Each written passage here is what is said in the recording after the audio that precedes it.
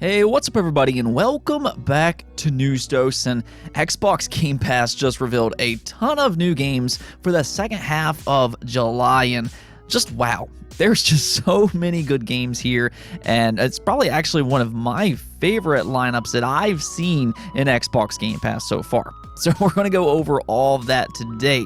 And then we also have Nintendo, which responded to a couple of different rumors. They did respond to Bloomberg's report from last week that the Nintendo Switch OLED was making them a lot more profit this time around compared to that original Switch.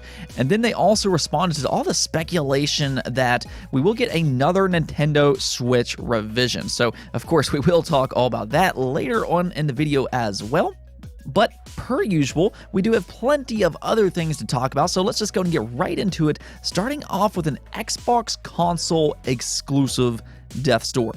Death's Door did release today for the Xbox One, Xbox Series, and PC, and this game has been going a little bit under the radar, but I think that might quickly change because this might very well be the next indie darling. I mean, just from everything that I've been hearing about this game, everybody seems to be just absolutely praising just how good this game actually is. It right now does sit at an overall score of 87 on Metacritic, and it sounds like a really good isometric Zelda-like game. Yeah, a lot of reviewers do seem to be comparing Death's Door to those isometric Zelda games, and now I don't know about you, but that grabbed my attention immediately. Now, personally, I love the isometric Zelda games, and honestly, I like them a little bit more than the 3D ones. Now, those are great as well, but I really do like those isometric Zelda games a lot. So as soon as reviewers started to say this was like those, yeah, I'm absolutely all in for that. But it goes beyond that because it just seems like this game is being praised just top to bottom.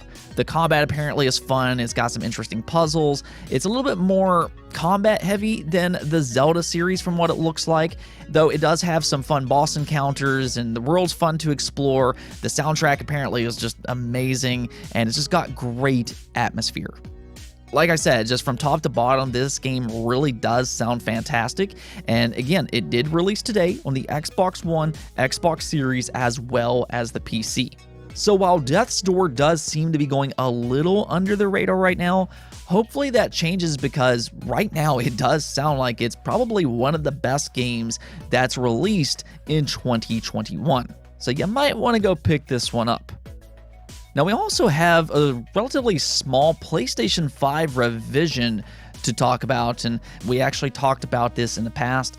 Don't expect like a new PlayStation 5 Slim to come out or anything like that, but a PlayStation 5 revision was spotted over in Japan. Yes, apparently Sony does appear to be rolling out its first revision for the PlayStation 5 over in Japan already, and this is actually for the PlayStation 5 Digital Edition. And from what we're seeing here, this new revision actually weighs about 300 grams less than the original model. That is about 10.5 ounces, which is not an insignificant amount at all. I'm very curious to see what exactly they changed with this revision to remove about 10.5 ounces, but as of this moment, we really don't know too much on what has changed. As of this moment, we really only have what has been listed over on the Japanese websites for this new model, and what we do know is that they do use a different screw to screw in that base to the PlayStation 5, which is a whole weird thing anyways, but very curious to see what has changed exactly with this new PlayStation 5 digital revision. With that said, don't go in expecting some new PlayStation 5 Slim or anything like that, but what's actually probably happening here is something that PlayStation alluded to just a couple months ago, and that's that they were looking to make a revision to the PlayStation 5 to try to get more supply out there. One thing that these new consoles have really been dealing with, and it's just been a major problem for both the Xbox Series as well as the PlayStation 5, is that semiconductor shortage. These consoles are incredibly high in demand, and they just can't supply enough units quick enough. So PlayStation did note earlier this year that they were looking to do a revision to try to increase supply, and this very well could be to do just that. So while this won't necessarily be a big change or anything like that, this could actually have an impact in how many PlayStation 5s we see actually on the market. PlayStation still seems to be committed to outselling the second year of PlayStation 4 sales, which was 14.8 million units. And in order to do that, they're going to need enough supply. And this could help with just that. Let's go ahead and talk about Xbox Game Pass, though, because just wow.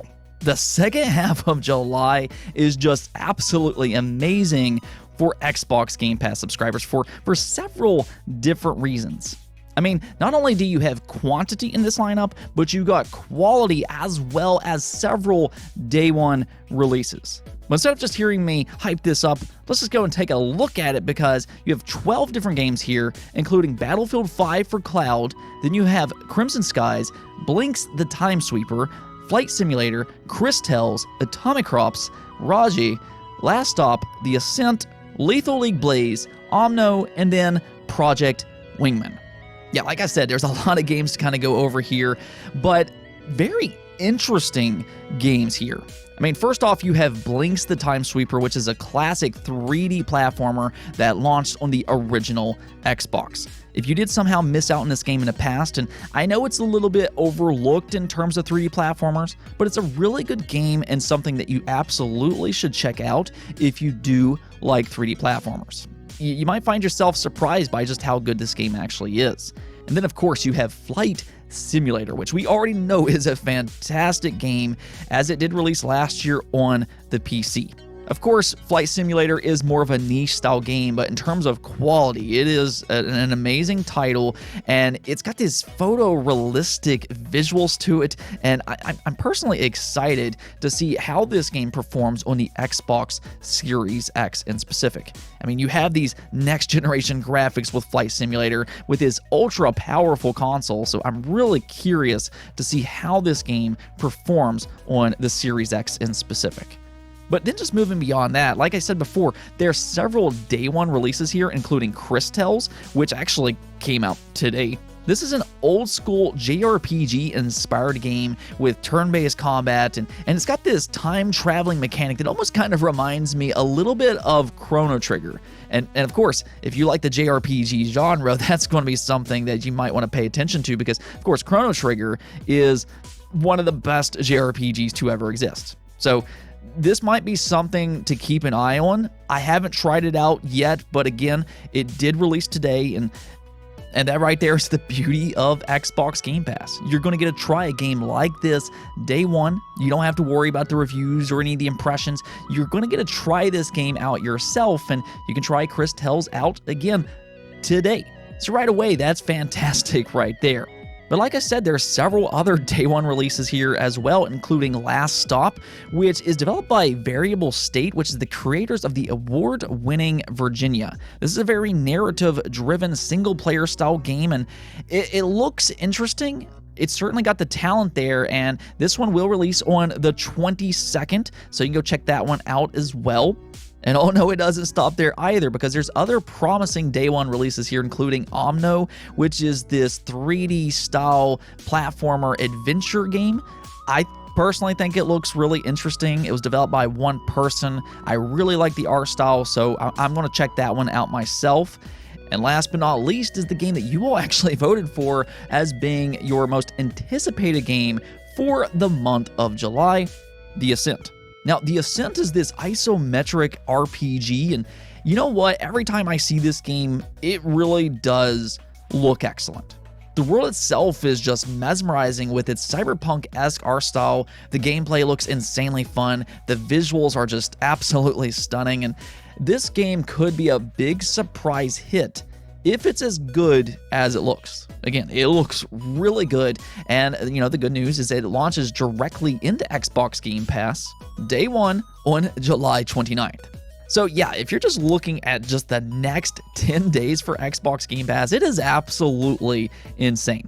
I think the big problem right now is just which game do you play first? I know I'm probably going to play Chris Tells myself first, but then after that, you know, I'm probably going to go into The Ascent, there's Omno, there's The Last Stop. You know, there's just so many games here that it's just hard to keep up with all of this. And yeah, Xbox Game Pass, just, you gotta love being an Xbox Game Pass subscriber, truly. You just have to love it. Let me know in the comments below, though, on which game you are looking forward to playing the most, and I have a feeling I know what it is, but let me know in the comments below. Moving on, though, we need to talk about Nintendo and that Switch OLED model. Last week, Bloomberg did post a report estimating that the Switch OLED model only cost about $10 more per unit to produce.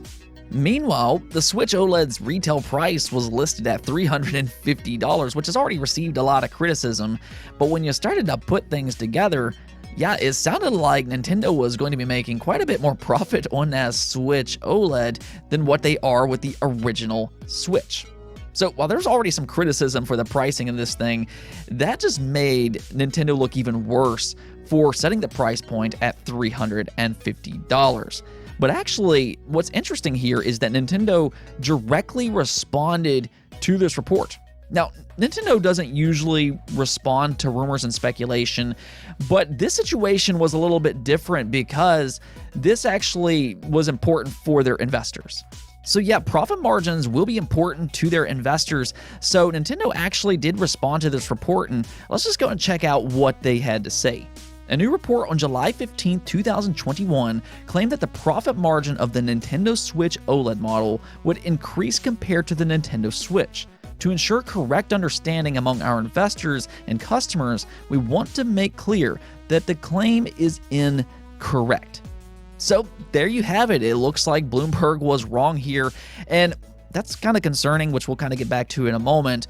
But what you do need to understand is that there really is no reason for Nintendo to lie to their investors. It just doesn't work that way. It is important that they be truthful with their investors, especially when it comes to situations like this in particular. So there you have it. It does look like that Bloomberg report was wrong after all.